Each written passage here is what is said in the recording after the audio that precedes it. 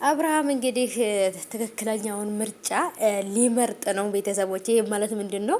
እንደውም እኔ እንደራሴ እንደማስበው ሊሆን ነው መሰለኝ። ምክንያቱም ሄርሜላንም ሩታንም ሳይመርጥ በመሀል ተቀምጦ በደንብ ነገሮችን ካስተዋለ በኋላ ለህይወቴ ይጠቅመኛል የሚለውን ነገር ሊመርጥ ያሰበ ይመስለኛል።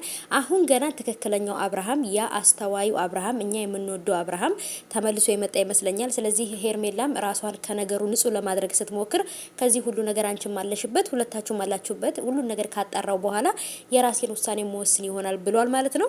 ሰላም ሰላም የኔ ውዶች፣ የኔ ወርቆች እንዴት ናችሁ? ሰላማችሁ ይብዛልኝ ባላችሁበት ውድ ቤተሰቦቼ። ሃይ ብያለሁ። ሁላችሁንም እንዴት ናችሁልኝ? እንዴት አመሻችሁ? ምሽታችሁ የተባረከ ይሁንላችሁ የኔ ውዶች። እንኳን በሰላም አመሻችሁ፣ በሰላም ያሳድራችሁ። አላህ የነገ ሰው ይበለን የኔ ውዶች። እና ባይቦቼ እንግዲህ አብርሃም ትክክለኛና ጥሩ ውሳኔ ሊወስን እያሰበ ይመስለኛል። ይሄም ማለት ምንድነው? በስሜታዊነት ተገፋፍቶ አንዳቸውን መርጦ አንዳቸውን መጉዳት አይፈልግም። ስለዚህ ትክክለኛ ለህይወቴ አስፈላጊ ነው፣ ለህይወቴ ሲደክም የነበረ ሰው አለ። ያ ሰው ማን ነው? ሄርሜላ ኦር ደግሞ ሩታ? ገባቸው አይደለም? ማን ነው ለኔ ህይወት በጣም ትክክለኛውን ነገር ሲያደርግ የነበረው የሚለውን ነገር በደንብ ካየና በደንብ ከገመገመ በኋላ ግን ለአብርሃም ትክክለኛ ሲጨነቅ የነበረ እውነተኛ ፍቅርን ይዞ ለአብርሃም ሲሟገት የነበረው ማን ነው? ሩታ ወይንስ ደግሞ ሄርሜላ የሚለውን ነገር በተሰሩትን ቪዲዮዎችም በተለያዩ ሰዎችም ሁሉንም ነገር በደንብ ካጣራና እውነት ነው ብሎ ያመነበት ነገር ከደረሰ አንዳቸውን እንደሚመርጥ ነው እንግዲህ ያው ማቀው ማለት ነው። እሱም እያለ ያለው እነሱ እየነገሩኛል እያሉት እኔ የማቀውን ነገር ነው ብሏል። ቡዜን እህቱን ከሁሉም በላይ ደግሞ አንቺ ከጎን የሆነሽ ሁሉ ነገር እንዲያይና እንዲረዳ ትክክለኛ ውሳኔ እንዲወስን እርጅኝ ብሏታል። ይሄ ማለት ደግሞ እውነቱን እንዳይ እርጅኝ ነው። ቡዜ በነገራችን ላይ ምንም ነገር ቢፈጠር ሩታ መጥፎ ነገር ነው የምታደርገው፣ ሩታ አትገባህም፣ ሩታ መጥፎ ሴት ናት ከማለት ውጪ ጥሩ ነገር አትነግረውም።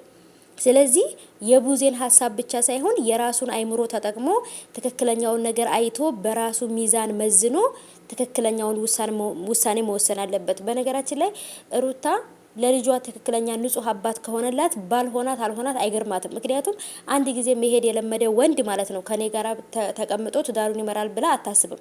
ምክንያቱም አንድ ጊዜ የሄደ ወንድ ከናንተ ጋር ተመልሶ ትክክለኛ ህይወት ይኖራል ማለት አይደለም። እና ስለዚህ አብርሃም መጣም ሄደም ለሩታ ምንም አይደለም። ግን ለልጁ ትክክለኛ አባት ሆኖ የሚፈልገው ነገር አሟልቶ ካሳደገ ምንም የምትፈልገው ነገር የለም ሩታና ከሩታ ጋር ሆኖ ግን ልጁን ቢያሳድግ ህይወቱን ቢመራ ትክክለኛ የበፊት ደስታውን ቢመልስ ደስ ይለኛል። ግን ደግሞ የሁሉ ነገር ምርጫው የሱ ነው። ምንድነው የሚመርጠው አብርሃም፣ ምንድነው የሚፈጠረው የሚለው ነገር እንግዲህ አብረን ምናይ ነው የሚሆነው። አሁን ላይ አብርሃም በጣም ማስተዋል እየታየበት ነው። ምክንያቱም ነገሮችን በደንብ ካስተዋለ በኋላ ለማድረግ እየሞከረ ነው። መጨረሻው እንግዲህ አሪፍ ይሆናል ብዬ አስባለሁ።